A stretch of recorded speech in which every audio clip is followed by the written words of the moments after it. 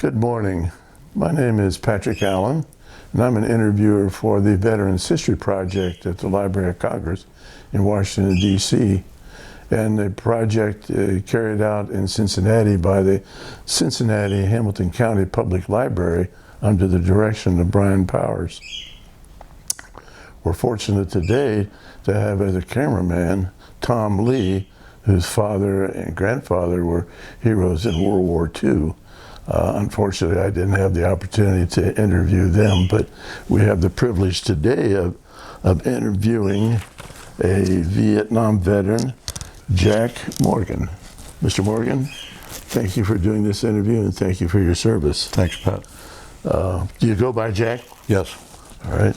And we're here at his home at 8610 Rupp Farm Drive in Westchester, Ohio. Before we get into your military, let's talk about Jack. When were you born and where? Dayton, Ohio, 1947. What date? July 2nd. And at home or in the hospital? Yeah, I was the first one in my family to be delivered in the hospital. All the rest were, my four other brothers and sisters were delivered by my grandmother at home. At home in Dayton? Yes. What were their names? Paul, Pauline, Charlene, Donna, Ed, and me. 6 kids. Where did you fit in? Were you the youngest? Next to the youngest. All right. What were the names of your mom and dad? Charlie and Thelma. Do you know when your dad was born? 32. How about your mom? No, scratch that. They died when they were like 80-something. 1913 and 15, maybe? Okay. That sounds a little better. Yeah. And your mom's name again was what? Thelma. Thelma. Do you know how they met? My dad was a pretty rough guy, and I think they met at a church. And then he kind of settled down for the rest of his life. So she had a good influence on him. Oh, yeah. What did your dad do for a living? He worked at Master Electric packing motors. Where was that located? Dayton. How long did he work there, if you know? 50 years. Wow. How about your mom? Did she work outside the home before No, she had kids? She was a housewife. Okay. Did your family have any particular religion? Baptist. Okay. How about schooling? Where'd you go to elementary school? Lincoln Elementary in Dayton. Where was that? I'm sorry? Where in Dayton was that? East side.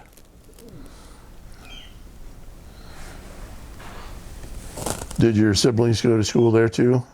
Yes, to elementary. Where'd you go to high school? Went to Wilbur Wright High School my freshman year, and then to Patterson Co-op in Dayton the next 3 years. Why'd you go to co-op instead of staying at Wilbur Wright? We had to. My dad, he didn't make a whole lot of money, and when co-op was sophomore through senior, and we had to go there because you got a job, and you worked 2 weeks, then you went to school for 2 weeks. Well, before we get into where you worked, did any of your siblings do the similar?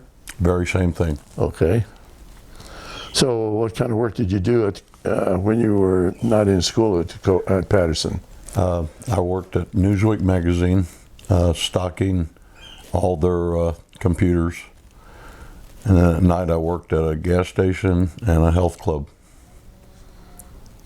I had 3 jobs.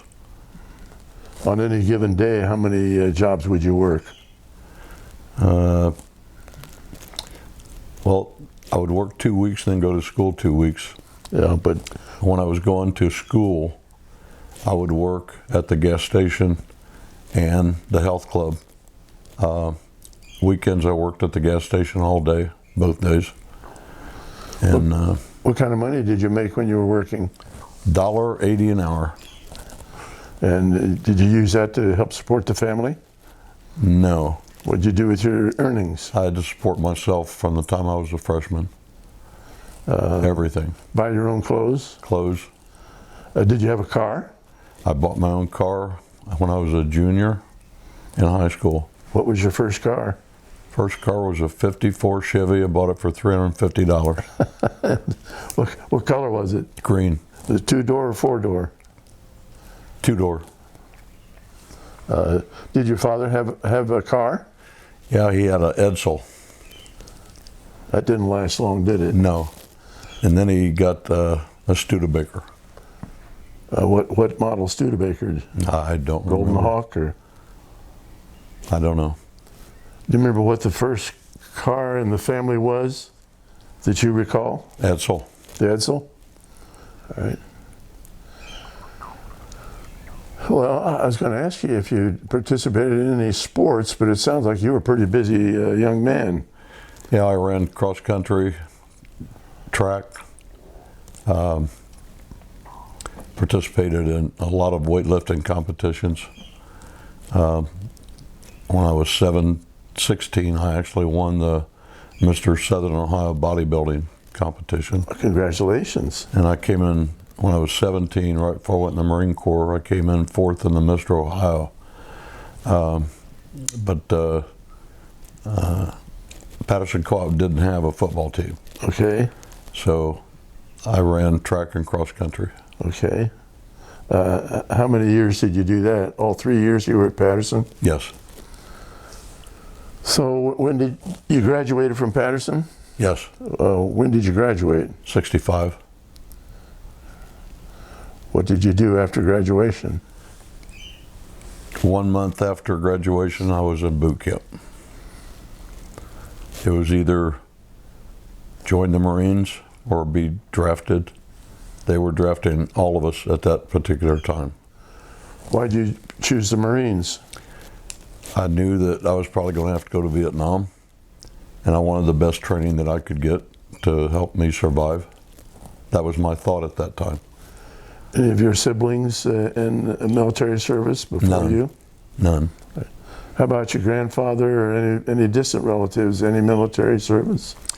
The only one that served was my Uncle Carl. He was in World War II in the Army for 4 years. Where did he serve? Germany. Mm-hmm.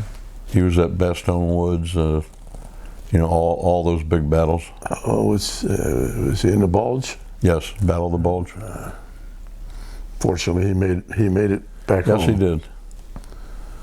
But that's about the only one in my whole family.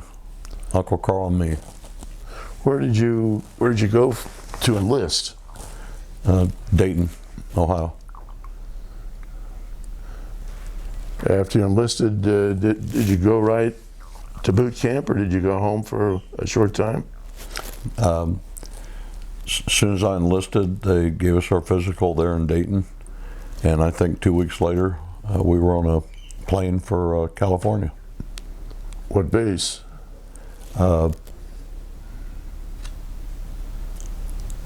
San Diego boot camp. Tell me about boot camp. How long was boot camp? 14 weeks. What all did you do in boot camp? Got beat on a lot. What do you mean by that? Oh, they would thump on you pretty good. What do you mean The thump on DIs. you? Actually strike you? Oh yeah, yeah. What they do now was it was unheard of what they did to us. What? Tell us about that. Anytime that you wouldn't be standing properly at attention, they would hit you in the stomach as hard as they could, slap you upside the head. One guy didn't have his rifle pointed the right way. The DI actually slapped the rifle into his head, and the front flange of the rifle stuck in his head. Blood just started pouring out and everything. We had guys that just couldn't handle the torment of everyday harassment and everything, and some guys just went crazy. Literally went crazy? Oh We never saw him again. Wow. But you survived the 14 weeks. Yes. How was the food? Terrible. How was sleeping accommodations? Terrible. Did you do any hiking? We ran almost every day. PT was on the hot asphalt on the parade grounds. I don't know what the temperature would have been, 130 degrees and the asphalt. And we had to do push-ups on our knuckles on the hot asphalt. All of us just had blisters over both hands all the time. Uh-oh. How often did you have to do that? Every day. Just once a day? Oh yeah. How many push-ups did you have to do? Most of the time, 50 at a time. Oh, man. So did you have any sleep time during boot camp? They told you when to go to bed. They told you when to get up. They told you when to eat. They told you when to shower. They told you when to shave. Every day you had to shave. And if they would see a whisker on your face, you'd have to go in and they would shave you, and you usually have blood coming down. Did that ever happen to you? Oh yeah. Oh, gee. The first day of boot camp was, I mean, they just tore you down to nothing. The first day of boot camp, a lot of the guys had long hair and straight to the barber shop. And the barber would just cut the hair off. And a lot of guys would have blood running down their head because they were cutting their hair so bad. It was a bad time. Wow. Yeah, they tore you down to nothing. That's what they did. And then they built you back up. Well, how'd they build you back up? After you got out of boot camp, Well, where'd you go after boot camp? just about, well, it was Camp Pendleton Okay. for guerrilla warfare training and infantry training. That was for another 4 weeks. Where was Pendleton? California, right outside of San Diego. How was the food there? Better. And they treated you not good, but not as bad as when we was in boot camp. They treat you like a human being? No. No. Oh, gee. So what all did you do? Jungle training, what was that? They taught you how to distinguish booby traps, how to spot first spider traps. That was a hole dug in the ground, and they covered it over with, so it would look like the natural foliage. Leaves and branches and stuff? Yeah, and you would fall right down into it, and they would have punji sticks sticking up that they had defecated on. That was the Viet Cong. They would just simulate that. Uh-huh. Okay, and you would fall down about 10 feet, and you were dead, just impaled. So they taught you how to Spot them. discover those. Yeah, and to watch for fishing line going across the trail, because they were either attached to a grenade or to a bouncing Betty, which was a 60 millimeter mortar that would shoot up into the air when tripped, and anything within a 10-yard radius was dead. So it would go up in the air and then explode? Explode. Were any of those alive when you did your training? No. What else did they do to train you? You were taught hand-to-hand combat. You did live throwing of grenades out of a hole. You learned how to fire the 3.5 rocket launcher. The Law, which was a light anti-tank weapon, which you carried on everybody had one on their shoulder. And when you wanted to use it, you just pull it apart. It expanded out, and when it expanded out, the sight would flip up, and all you do is put it on your shoulder, adjust for the yardage that you wanted it to go, and it was just like a 3.5 rocket launcher. Boom, that was it. So how much ammunition was in the launcher? Or did you One. have somebody feeding it? One. Just one? It was already in there. Okay. Shoot it one time, throw it away. Oh, really? Yeah. Okay. Pat, I'm gonna pause. What other weapons did you have training while you were in the jungle warfare training? to back up a little bit, in boot camp, there was 1 week out of the 14 that you went to the rifle range, and you shot every day for a week. And we were using an M14 with no scope, just fixed sights, and we were shooting at 300 yards at a human simulated target. Outline? Yeah, 300 yards, and I fired expert with the rifle in boot camp. Good. And then after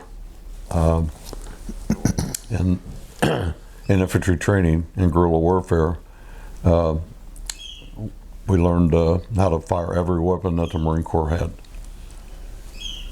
Any other recognition in shooting any of the weapons or using any of the defensive weapons besides your expert on the rifle? Yeah, that's about the only thing they would give you. That's it right there. We'll show that. We'll show that in a minute. Okay. So you're at Pendleton 4 weeks, and then where'd you go? Okay, we got to come home for 1 week. How'd you get home? Plane, they flew us home. Commercial or military? Commercial. What airline? Delta. Okay. And I was home for a week, and then turned right around and headed right back to Camp Pendleton. Did you have a girlfriend at the time? Barb. When did you and Barb start getting together? Junior year in high school. Where did she live? Dayton. I mean, close by to you? About 30 minutes away. She lived more on the Salem Avenue west side. I was on the east side. Well, during this 18 weeks of training, did you communicate with her, call her, or write to her? We could write letters, but the DI had to censor them. Then they would censor any letter that came in. But yeah, we communicated. Did she keep any of those, do you know? Probably around someplace. I don't know. So after you were home for a week, I imagine you spent some time with her and with the family. Yes. Where did you go then? They sent us back to Camp Pendleton, and we thought we were going to go right to Vietnam, but they put us on a 30-day mess duty where we had to do all the cooking and taking care of all the garbage and things like that. And we found out later that they just fed us like crazy. And I went from 200 to 230 pounds. But we ran. In 30 days? Yeah, we ran every day. And we found out later that was kind of to beef us up, because when I eventually did get to Vietnam, it was like 120 degrees. You couldn't eat, just trying to get adjusted to everything over there. And I lost 50 pounds in 30 days. Oh, wow. I went down to 170. Wow. Well, I brought a map. I've got a pointer here. Tom, tell me how we're doing on this. Rotated towards me a little bit. No, it's even worse. The other way. That's good.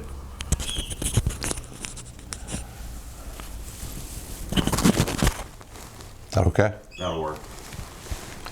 So where did you land when you went to Vietnam? Landed in Chu Lai. Did you get there by commercial or military plane? I was military. How many were on board? Probably 100. What unit were you in? We haven't talked about that. I was in Gulf Company, 2nd Battalion, 7th Marines. All right.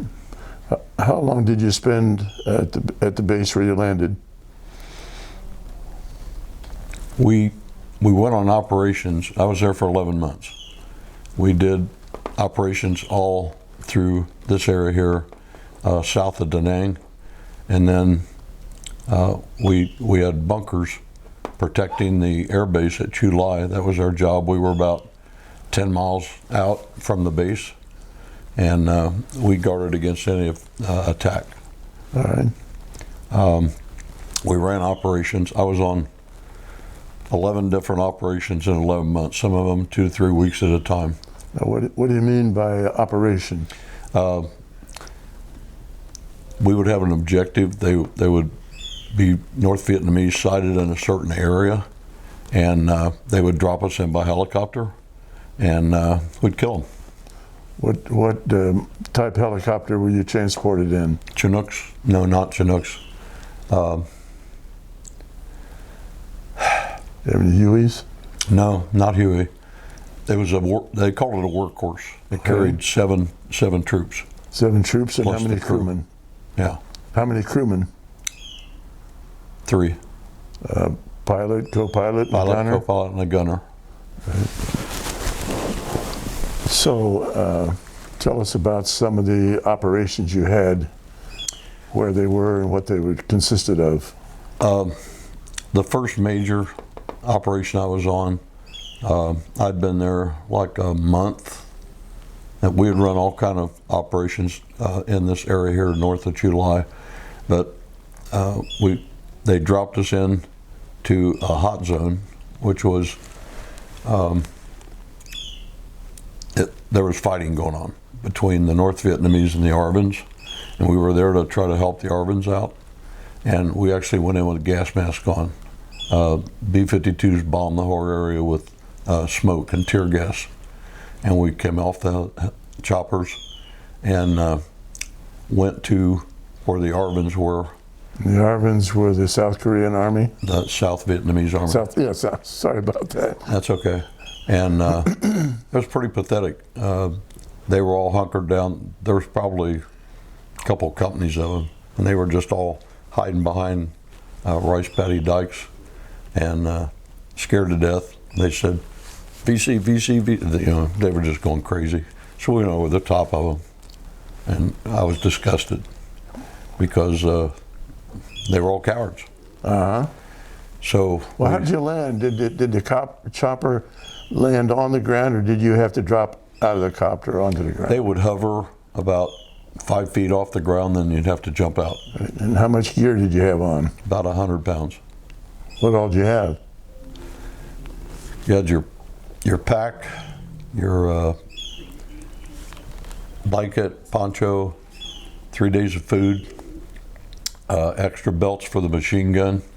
Is that what you were carrying, a machine gun? No, I had an M14. So, But we did had to you carry also have to carry a machine Extra gun? and extra mortars. Some guys had to carry a base plate. You had grenades, 9 magazines of ammo, How many shots in a magazine? 20. Your canteens, knives, just everything. First aid, you know, you had a lot of stuff. So you say the ARVNs were cowards, and you went over them. You're going over the embankment in the rice paddy? Yeah.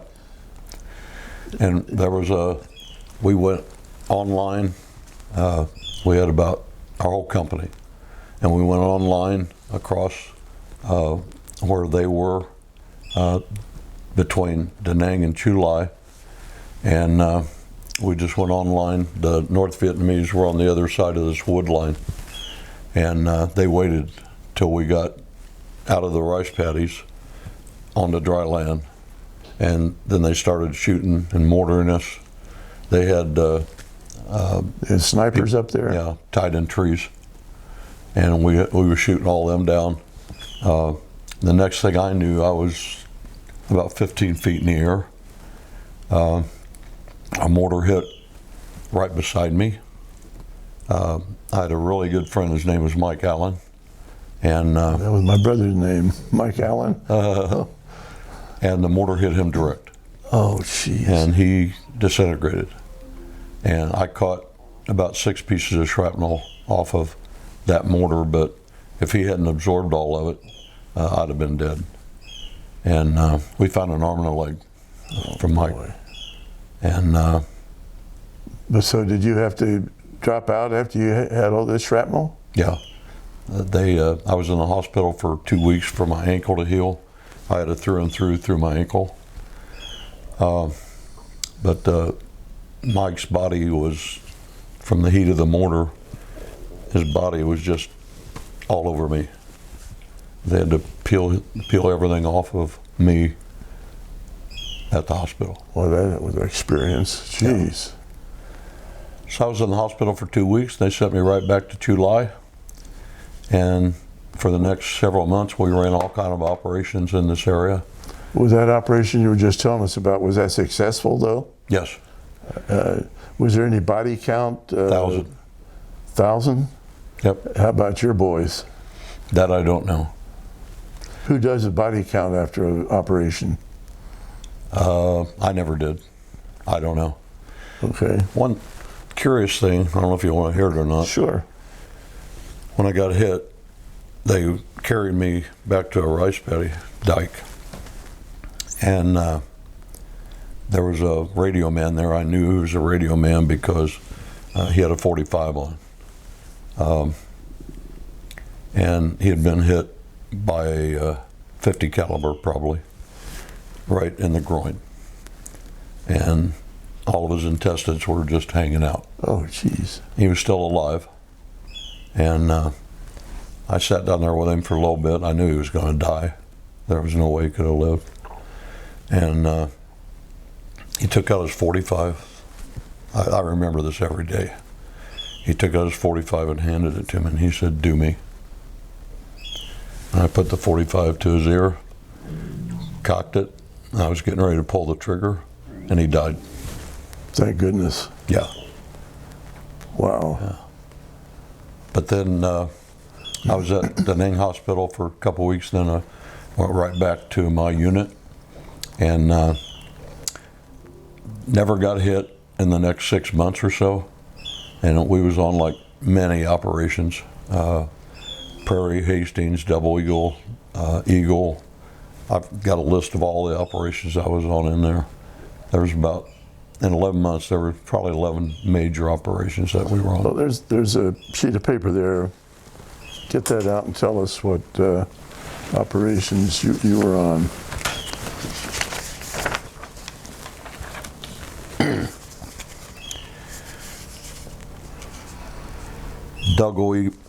Double Eagle Phase 2 Where was that? in the area north of July there. Utah, Where was that? Quang Tri Province, Where was that? north of July, between July and Dong Ha. Okay. Says here, fragmentation wounds in the vicinity of Quang Nai Province. Operation Indiana, Where was Indiana? same province. We would go out, kill the North Vietnamese and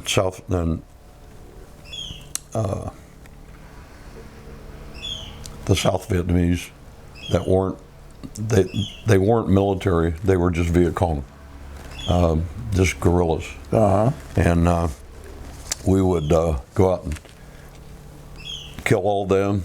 They'd send us back to base camp, and the next week would be going right same place. How could you tell the South Vietnamese from the regular South Vietnam Army?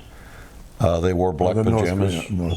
They all wore black pajamas and those flat farmer hats, and they were carrying AK-47s. That was a big difference. Oh. Yeah. You said you had some shrapnel wounds? Yeah, that was the one that I just told you Oh, about. okay, okay. Operation Nevada, same place. Operation Hot Springs, Where was that? same area. Operation Montgomery, Same place? yeah. Operation Oakland, Operation Franklin, Operation Prairie, All these are same place? yeah. Participated in counter-guerrilla operations, Republic of South Vietnam. But that was the major operations that I was on. How long would you be away from base camp during these operations? Sometimes a week, sometimes a month. Sometimes a month? Oh yeah. We'd come back How'd they supply you during that month? not very well. Some days we'd go 1 or 2 days without food. I wrote a book about Vietnam. It's called Why Were We There? And the bottom line was, when we hadn't eaten for 2 or 3 days and a helicopter would come in, they'd start shooting them down.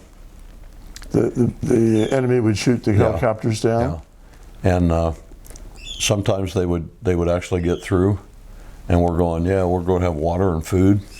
And they would start throwing out grenades and ammunition and no food, no water.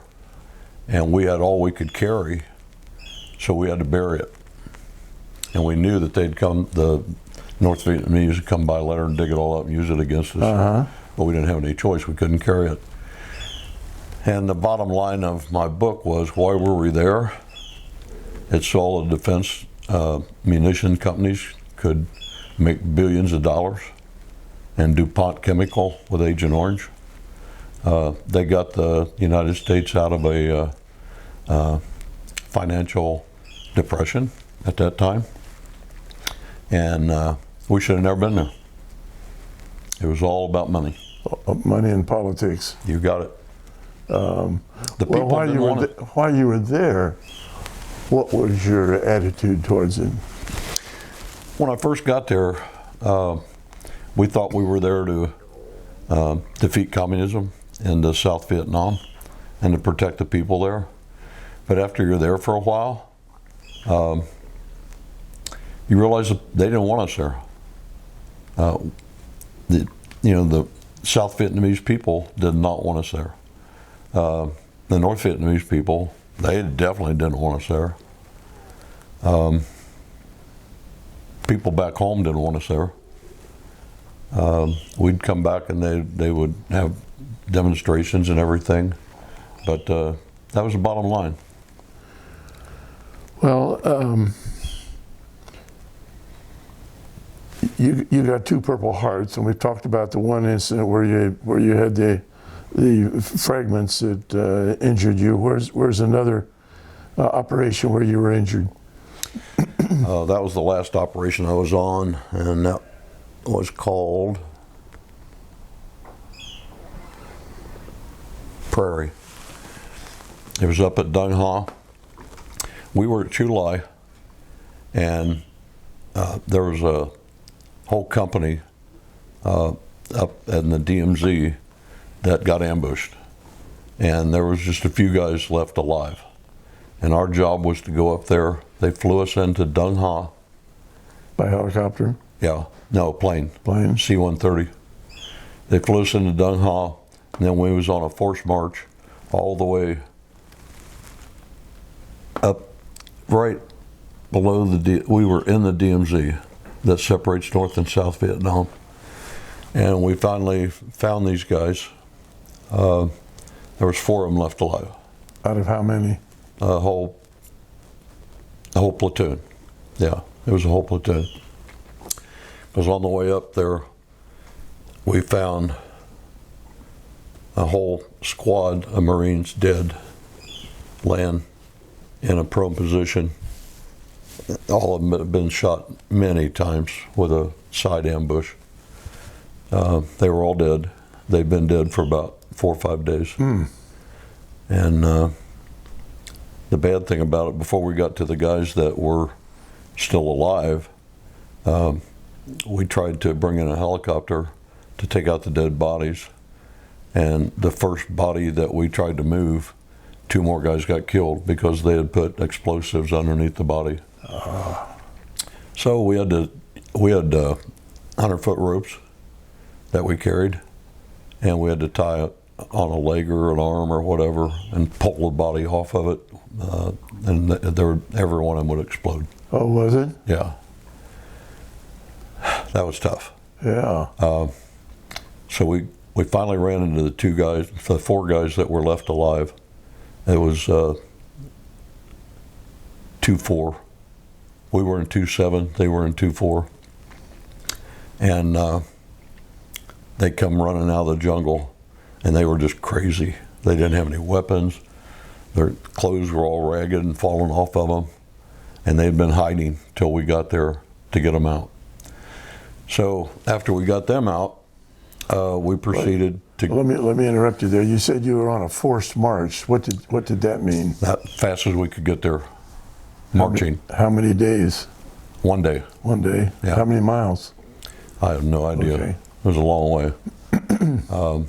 But when you're doing that, and you've told us about these the fish wire and the spider holes.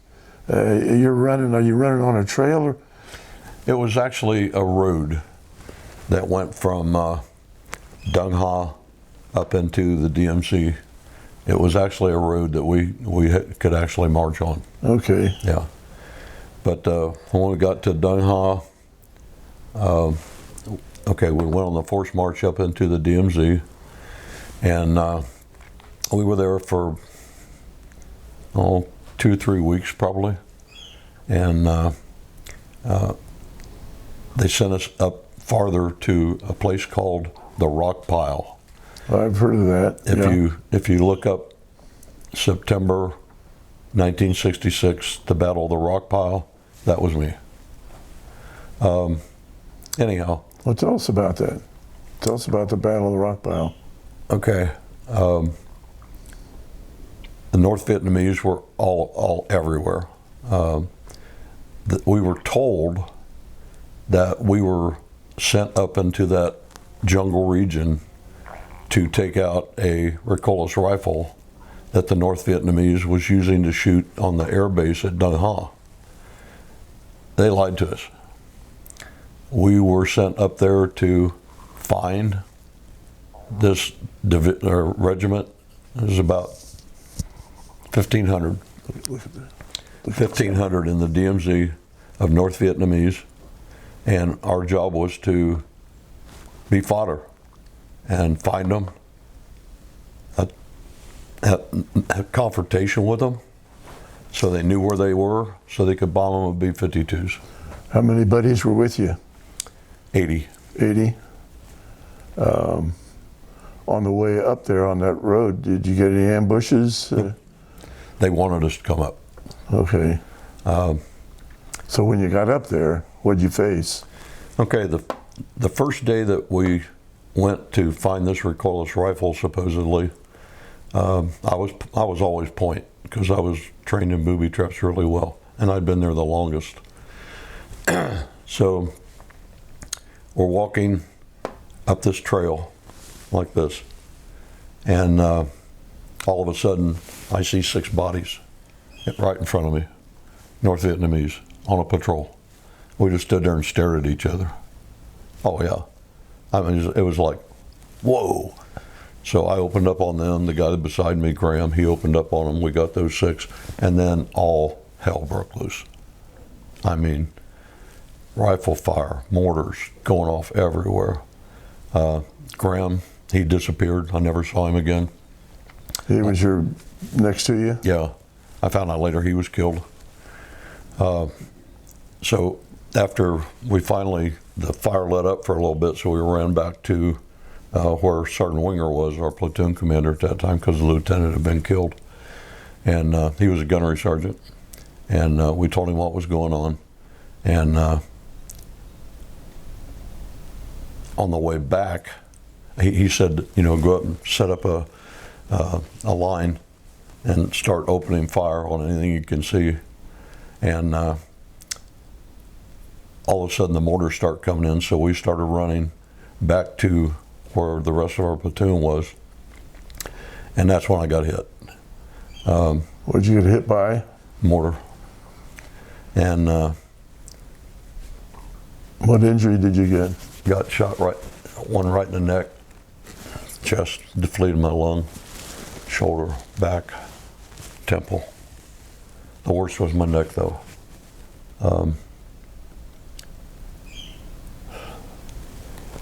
It severed the main artery in my neck. The blood was just squirting out. And I made it back to where Sergeant Winger was. How'd you stop the blood? I was laying on the ground, and Doc McKean came over, and Sergeant Winger said, "See what you can do for Morgan." And the blood was just, he said, "He's done." And he went to the next guy. Oh, gee. "Oh, thank you." But mortars going off, gunfire going off everywhere, and a voice as clear as day said, "Put your finger in the hole." God. I put my finger in the hole up to the second digit. When I finally got to the hospital back at Da Nang, because I passed out. I don't know what happened after that. But I woke up in the hospital after they operated on me. And the doctor came by that operated on me the next day. And he says, "I'm the one that operated on you. I got to ask you a question." I said, "What's that?" He said, "What prompted you to put your finger in the hole in your neck?" I said, "God told me to." And he said, "It's the only thing that saved your life. You'd have bled out in about 2 more minutes." Oh, wow. Yeah. Wow. So there is a God. Yeah. But yeah, we lost a lot of guys that day. We had a reunion. There was, out of the 80, there was only 10. It was about 10 years ago we had a reunion. And I got to see guys that I hadn't seen in 45 years. And one I was really close with, Bob Papps. He just died in Indianapolis last year. Cecil Koval, who was with me when I got hit, he just died last week. And then there's Bobby Morse. He's in Texas, and he's dying of a very bad heart condition. And then there's one corpsman left, Doc Bolton. He lives in Oklahoma, and he's pretty much dying.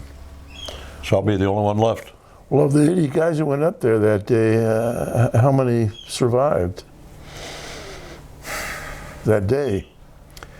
That day, we lost half of our squad, half of another squad. How many's in a squad? 14. How many's in a platoon? You got a squad. How about a company? You got okay, there's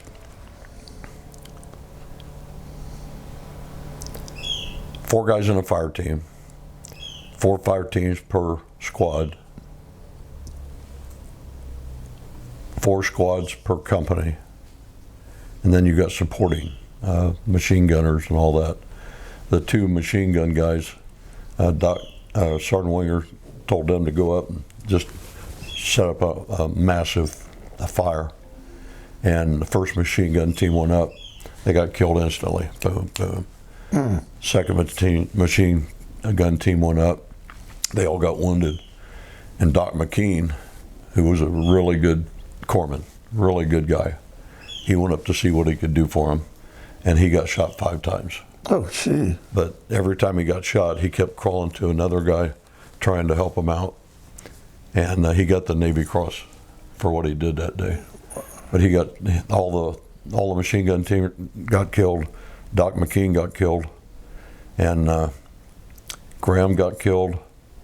Corporal Minor got killed. Everybody else was wounded. Was the operation at all a success to allow the B-29s to come in? Yeah, the B-52s came in and bombed them, and we heard that they had killed like 1,200. But it definitely was a toll on us. Oh, absolutely. So is there anything else on the map that we can show? Nope.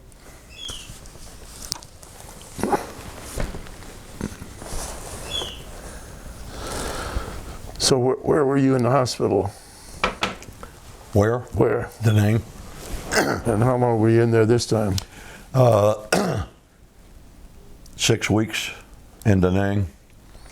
How were the accommodations there at that hospital, base hospital? I hated it. I will not give a dime to the Red Cross. I hope this isn't hurting anybody. But I couldn't use my right arm. My right arm was dead. And I wanted to write a letter home to Barb to tell her I was okay, because I didn't even know if they knew I had been hit that bad. And the Red Cross guy came by, and I asked him to write a letter for me to send home to my wife. He says, I don't have time for that. And he just kept on walking. Next day he came by with coffee and donuts for the doctors and the officers down at the end of the Quonset hut that we were in Da Nang. And a bunch of guys saying, hey, can we have a cup of coffee? Can we have a donut? No, these are for the officers. Can you write me a letter? No, I don't have time for that. I haven't given a dime to the Red Cross the rest of my life. The food was, I really can't remember what the food was like. It's been that too long. Was the medical care good? The surgeon did a good job. The corpsmen that were at the hospital unit that I was in, they were just overwhelmed. There were so many guys they had to take care of. That picture right there. Well, let's show this picture we have here. Okay. And I'll hold it up here. On your knee, please. And that was one of our. what did I do with Down our? there is fine. You don't have to raise it up. I just want to. Don't know what I did with the pointer. Oh, it's here. It is. Okay. There's some people I want you to point out in this photo. Oh. We were at Now, wait a Chulai. minute. How do you want this? On your knee. Rotate it that way. There we go. All right. Hang on. This photograph I just got the other day from Doc Bolton after Cecil Colville passed away. I called Doc and I said, do you have any pictures of Cecil? And he says, well, you remember that one operation we had to go out and get that down helicopter where all the guys were killed in the helicopter? I said, yeah. He said, well, I got a picture of you and Cecil in that picture. Well, show us Cecil. I can't see it. Can you bring it back a little bit? Can you slide forward? Otherwise, I won't be able to see it. Okay. That's Cecil right there. And that's me. But our squad had to go in. So this helicopter was already down. Yeah, and the guys were all dead. But they wanted to recover the bodies and the helicopter. So we secured the whole area, and it was a hot area. I mean, there was North Vietnamese everywhere. So we dropped in, we got set up. Chinook came in, took out the dead bodies, latched onto the helicopter, took it away. Then the helicopters came back for us and took us back to Chulai. Were the helicopters taking heavy fire when they came in to No, rescue guys? no, they were not. Huh. Yep, Wonder why. don't know. The enemy just left. I don't know. Huh. I'm glad. What kind of helicopter? What kind of helicopter was that? Okay. That was an H-34 Sikorsky. I can't see the picture at all, Pat. Yeah, that wasn't the normal helicopter that we would go in on operations on. I don't know what, it was called a workhorse, that's all I know. CH-7, maybe, that we would travel in. But the whole crew was dead in that helicopter. Yes.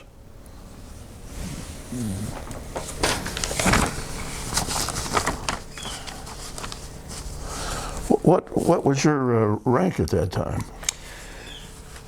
In Vietnam, I got there as a PFC. I made PFC out of boot camp. PFC's what? You got a private, and then you got private first class. Okay. And I made that out of boot camp meritoriously.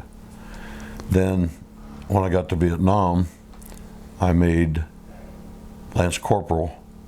Every time somebody get killed, you would get meritorious combat promotion on the field and move up to his spot. So I made Lance Corporal there. I made Corporal. And then when I got out of the hospital, I ended up at Cherry Point, North Carolina, for 2 years, and I worked the brig there, taking hard labor prisoners out in the swamps and working them. They were bad boys.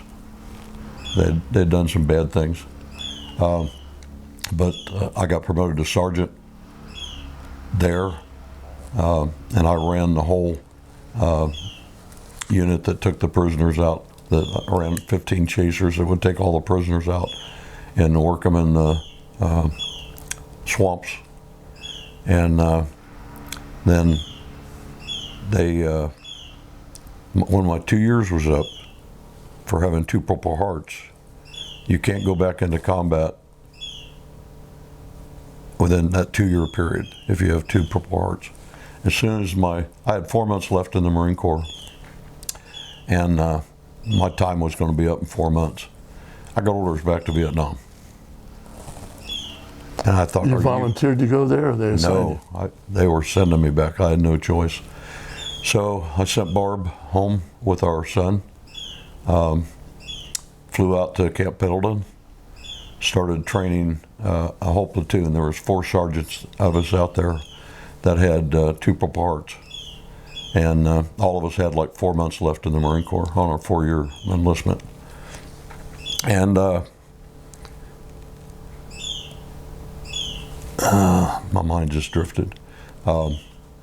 We started training all these guys, teaching them guerrilla warfare, everything to survive when they were getting ready to go to Vietnam. Same thing you had experienced, but Yeah. you had been Training. there, and you could tell them what Right. you went through. Yeah. And so right before we'd left for Vietnam, again, we had 4 months left.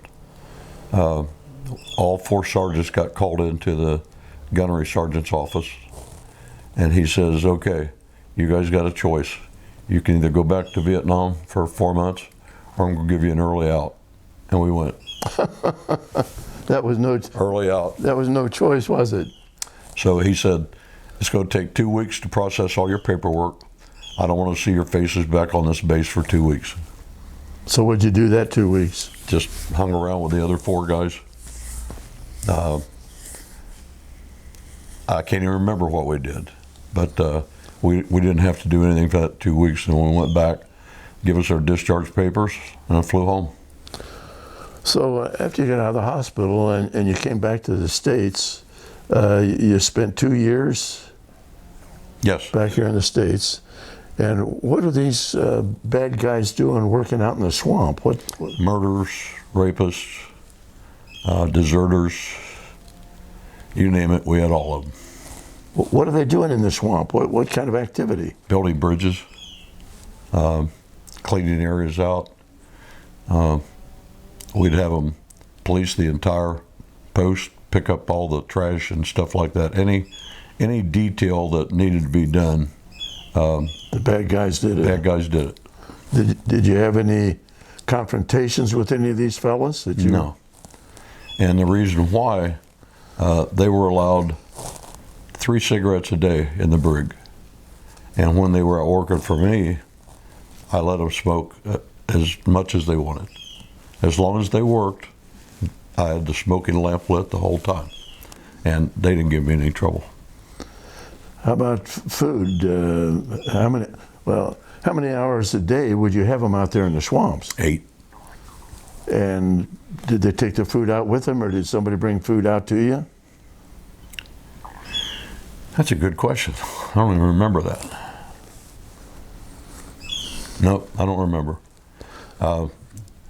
If a prisoner did give us trouble, we would put them in what was called desegregation. And it was a 6 foot by 6 foot cell. Like solitary confinement? Yeah, and they fed them lettuce and water for a week. And when their week was up, they were ready to behave themselves. But that didn't happen very often. Uh-huh. Well, let me take you back to the war. Who was your immediate boss on these operations? What was his rank? My squad leader was a sergeant. His name was Lonnie Saxon. He was from North Carolina. And I heard later he became a North Carolina state trooper, just like I became an Ohio State trooper later on in life. I did want to go back to one thing, if you got a second. I've got as much time as you want. You were asking me about the hospital in Da Nang. This picture here, Well, We'll see it let's. later. Don't just talk Okay. about it. Just talk about it now. We're gonna. I was in bed, and I started getting just, the whole room was just spinning, and I was going like, I couldn't. I just kept falling back, and I yelled for the corpsman. I said, something's wrong, and they tore back the sheets, and all my wounds had started bleeding. I was just in a pool of blood. I don't know how much blood I'd lost. And General Walt was coming in the door to give me my Purple Hearts. They hadn't been checking on me, on my, On how your wounds were doing? yeah. And so if you, in the picture, you'll see all these sheets covered me up. The corpsman grabbed a bunch of sheets, threw them over the top of all the blood, and they said, please don't say anything to General Walt about this. So I didn't. But after General Walt, in the picture, I'm going like this, when General Walt was pinning my Purple Heart on me, because I had lost so much blood and I was just dizzy. But after he left, then they got me all fixed up. But you had asked me about my care in the hospital. That was one part. Yeah. Okay. So Lonnie was your sergeant. How did the troops think about their second lieutenants? They were garbage. I've heard other guys. The fellow that you really looked up to was the sergeant. Oh yeah. Why was that? Lonnie Saxon was a mean dude. He was about 6'4", solid muscle, meaner than a snake, but he was fair. First day we got there, he said two things. He said, never fall asleep when you're on night duty. And he said, when food comes in for one guy, the whole squad shares it. He said, if you go to sleep and I catch you asleep on watch, I'll give you one of two choices. I'll either court-martial you or I'll beat the crap out of you. And two guys, while I was there, he caught sleeping, and they took the beating. Okay. And he beat them pretty good. Oh, jeez. The next guy was Sergeant Winger. Officers didn't last very long. We kept losing them. They kept getting killed. So, of course, we were supposed to have a second lieutenant as a platoon commander. And most of the time I was over there, Sergeant Winger, who was a gunnery sergeant, he was our platoon commander instead of an officer. Okay. And Why'd the higher ups get shot so much? doing stupid stuff, I guess. I don't know. When you're out there for these week-long or month-long operations, you sleeping on the ground, you sleeping in a tent, or what are you doing? Ground. Every night you would stop and you'd dig a foxhole, and you'd sleep on the ground. And you'd wrap yourself up in a poncho, and every morning when you got back up, oh, by the way, you'd sleep for an hour and a half, then you'd watch for an hour and a half, sleep for an hour and a half, watch for an hour and a half. You got 3 hours sleep a night. Mm-hmm. The next morning you're up pumping again. But you had to wrap up in a poncho, and as soon as you woke up from your watch, you would get up and shake out your poncho because the snakes would come in inside your poncho to be warm next to your body. And what kind of snakes were those? Bamboo vipers. Are those what they call the two-steppers? You got it. And explain that to somebody that might watch this. What's a two-stepper? Bamboo viper's about that long. He's fluorescent blue, but he can open his mouth up like this. And if you get bit by one, number one, you get bit, you put your head between your legs and you kiss your butt goodbye. You have 6 seconds. That's a two-stepper. Okay. You've heard that before. I've heard other guys talk about that, yeah. Did you ever have occasion when you shook out your poncho and you had one of those two-steppers? Yep. Yes. Oh, the scariest thing that I had over there, you'd hump all day long, march through jungle, out in the rice paddies, whatever, going from point A to point B. And at night, you just take off your helmet and throw it down, start digging your foxhole. And I threw mine down, and my buddy, he said, "Oh my God, Jack," he said, "look in your helmet." And I looked in the helmet, and there was a scorpion in there about that long. And he was clinging to the inside of my helmet. He'd crawled in that night before. I'd worn it all day. Oh. And then when I threw it down, then I took my bayonet and I stabbed him, and his tail just kept hitting the bayonet. Oh, geez. And I gave it to my buddy that found it. He mailed it home to his dad. Wow. My son still has a grenade. We came back from an operation. We had this one kid. His name was Dung, and I used to say, "You're saying poop." And he said, "No, I'm Dung." I said, "Yeah, right." But we'd give him food and cigarettes. All the kids over there smoked. And if you didn't give them cigarettes, you were a bad person. I'm not saying that's right, but that's just how it was. And we came back from an operation one time, and Dung, he said, "You gone, VC come, VC come." And he pointed to our bunker. And I thought, whoa. So we watched for booby traps going into it and everything.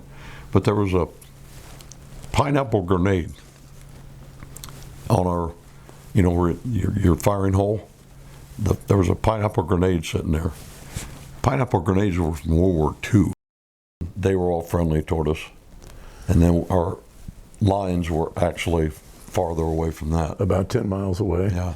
But we could go in there to the Ville, and they had a barber, and he would cut our hair. And we really got close to a lot of the young kids. His kids, he had like 12 kids.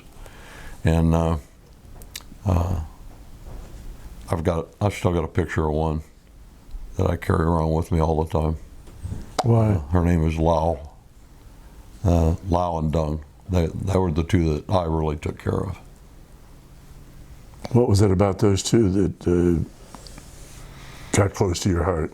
They just were really good kids, and they were very affectionate. They would want me to ride around with them on my shoulders all the time and everything. Mm-hmm. And we'd give them candy bars and anything that we could. But no English. And so we didn't really talk to each other that much. It was the gestures of friendship. Uh-huh. Yeah. Were their parents living? Yeah, he was our barber. I never saw his wife. I've heard some guys say that during the daytime, the guy might be cutting their hair as their barber, and at night, he's fighting for the enemy trying to kill you. I always wondered about that, but no definite.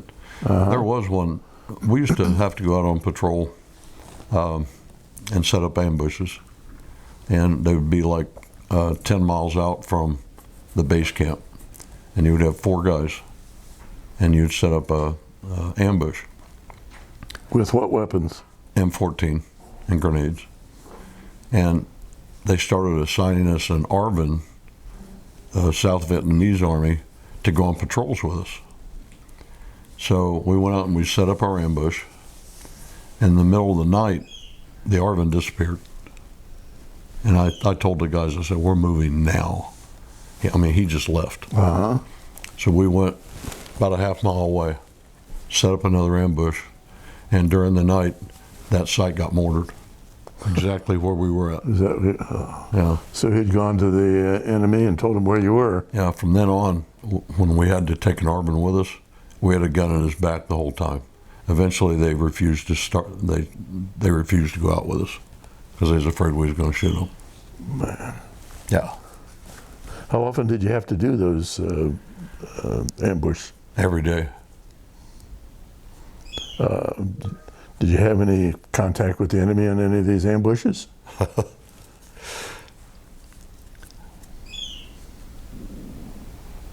It doesn't matter now. They can't do anything to me. We was on one operation, and me and 3 other guys in my fire team went out and set up an ambush on a trail. In the middle of the night, Lopez, who was with me, I was sleeping. One guy was watched, 3 guys asleep, and I woke up like this, and he said, 4 feet away, there was a whole company of North Vietnamese. Ooh. Forced march, almost running. Our battalion's back here, and they were running this way. And Lopez went like, I go, no. If we'd have opened up on these guys, they would have killed us. In middle, they would have enveloped us. We had 4 guys. we didn't have enough ammunition to kill all of them. Uh-huh. I think I counted about 150 that ran through our ambush site in the middle of the night. And we're 4 feet away from him. Oh, jeez. He pointed to the other 2 guys. And should we wake them up? And I go, no. Let them sleep. And when they all went by, I looked at Lopez and I said, this didn't happen. He said, gotcha. And this is the only time I've ever told that story. Wow. So if you'd have told that story, what would have happened? Probably been court-martialed. Because you didn't shoot at the enemy? Yeah. Now, if they'd have been going toward the battalion, we'd have had to open up on them Yeah. to give the battalion a warning. But we'd all been dead. But you didn't have enough ammunition in the first place. No. Nope. But that was pretty scary. These guys are closer than Tom is to us, and they're going by. Was this on a path, a worn path? Yeah, there that was they a were trail. quiet? There was a trail, and we were hidden off on the side in the jungle. And they were quiet enough that they wouldn't have awakened you. Going by, they're quiet enough. If Lopez hadn't been a watch, Yeah. you wouldn't have known they were there. Yeah, because the other 2 guys never woke up, and we never told them.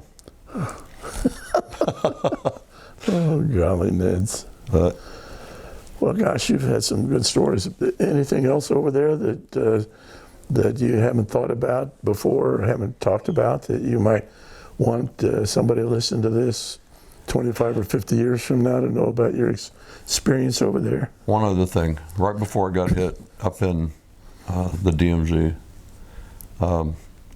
we were told to dig a hole down and then back in case you took a direct hit. You know, it wouldn't kill you. You'd probably be deaf forever. Mm-hmm. But it was a protection. I don't know if it would have worked or not. But one night they started, we was on the rock pile, and they started mortaring us. And I was with Graham that night, me and him in a foxhole, and we were just sitting down in there. And we counted 100 mortars that hit around our hole, and none of them came into our hole. 100, I mean, we were bouncing around the ground, every mortar that hit. And we lost 2 or 3 guys that night, I think. But 100 mortars hit around our hole because we were counting them. That's it. In any of these operations, did you call in air support? Yes. And tell me about the planes or helicopters that would come in for air support. This one's kind of funny. We were on a mountain range overlooking a whole field of rice paddies. And I came up, I was pointing in, and I came up on the edge of the mountain, and I looked down, and this village is full of Viet Cong. I mean, they were running everywhere with rifles and everything. And so we called in a air support on them. And this Phantom came in. Phantom jet? Yeah. He came in and he flew so close to us that we saw his face as he was coming down to drop the napalm on the village. And he looked over like this and he went, right before he dropped the napalm. We were that close to his plane. It was pretty cool. Wow. The only other thing, I told you about a spider trap. And I was either point or rear security every operation. Rear security is the last man. And I heard something behind me. I had a machine gun team in front of me. And I heard something behind me and I kind of turned my head like that. And Viet Cong had popped up out of a spider trap and taken a shot at me. Bullet creased my face. I had a blister on the side of my face for about a month. And the machine gun team just cut him in half. But it was that close. He was like 15 feet away. Oh, man. And had you guys walked over the trap? No, it was off the side. Off the side? Yeah. I'm going to stop tape. We're going to reset to look at his. Yep. Okay, this was my E6 Staff Sergeant that I made in 4 years, which was pretty good. I got 2 Purple Hearts. That's a National Defense Medal. That's a Presidential Unit Citation. That's a Vietnam Campaign Medal, and the Vietnamese medal for being in Vietnam. That is my rifle expert. This is a picture of General Walt here. When I was in the hospital from my 2nd Purple Heart. He was Commandant of the Marine Corps at that time, and he came into our hospital and gave me my 2nd Purple Heart when I was in the hospital bed. The flag was given to me by my son several years ago. He had requested this, flew over the Capitol on my birthday, and he gave me that flag several years ago. And these are all just the medals that I wore on my uniform. Stopping tape again. Okay, well, thank you for showing us about your display here. That's really very well done. So let's talk about your non-military life. When did you and Barb get married? 1966. And you were still in the military then? Yes. Where'd you get married? Dayton, Ohio. In a church or where? Yeah. Grandview? No. Grace Methodist Grace Methodist? on Salem Avenue. Okay. And had you been communicating with her while you were over there in Vietnam by letter? Did she keep any of those letters? I don't know. Did you keep any letters that you got from her? I'd have to look.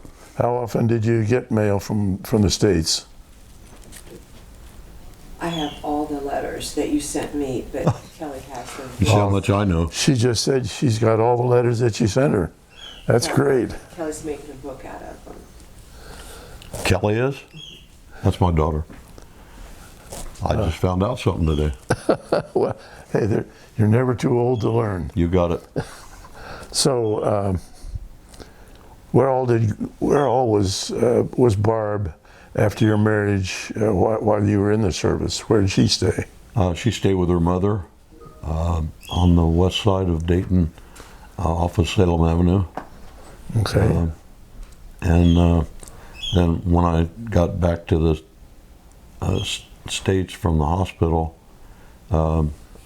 she was with me for 2 years in North Carolina with our son.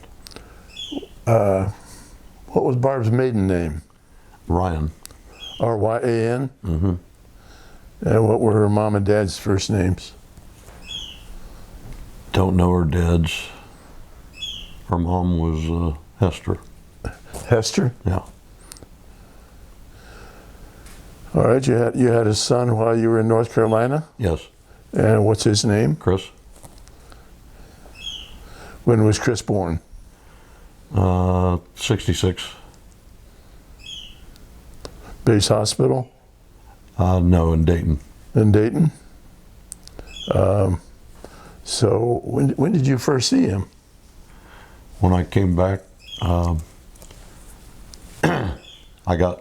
finally got leave from the hospital. It was pretty close to Christmas, if I remember right. And when I got back, Barb met me at the airport with him. How old was he? He was just months old, wasn't he? Yeah. How long were you home that time? It was not that long. He was 3 months old when you saw him. And you were home for a month. And then I had to go back to the hospital. Yeah. So what did Barb do while you were over Vietnam? Did she work at all, or? No. Okay.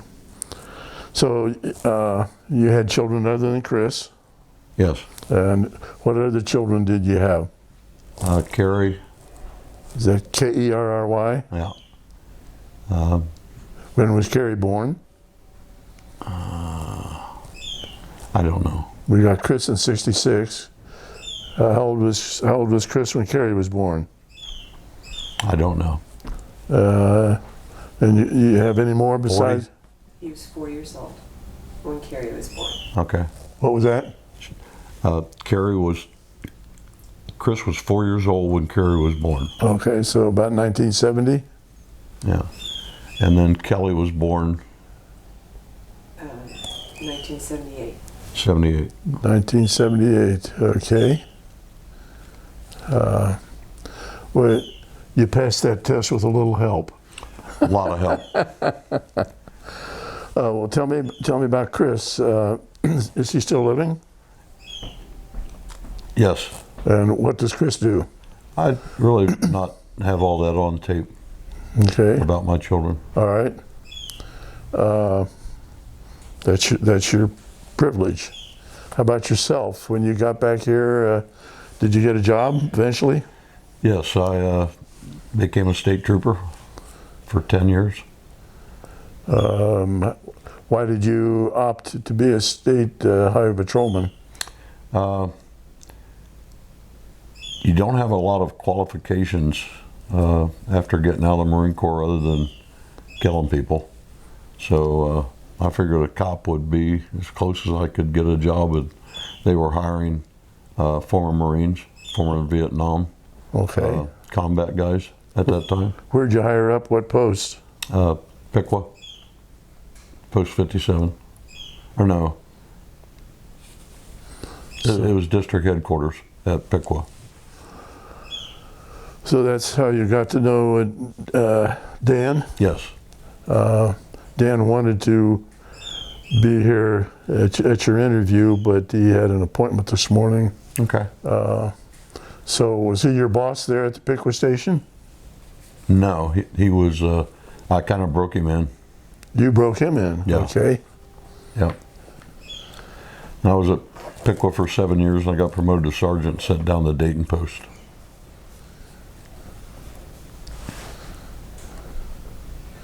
What was Dan's position in Piqua if he was still there when you left after 7 years? He was still a trooper. Okay. Now, when you came to Dayton, did you ever know a patrolman by the name of Pecuniar? Oh yeah. John Pecuniar? John Percunier. He was at Piqua post. Okay. He was never at Dayton. Okay. Both those guys are friends of mine. So what was your job at Piqua and then your job at Dayton? Were you out on the road or were you just in the office? No, on the road all the time. Did you have any unusual experiences as a patrolman? Yeah, a lot.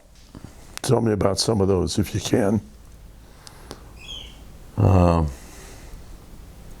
mind's kind of mush right now.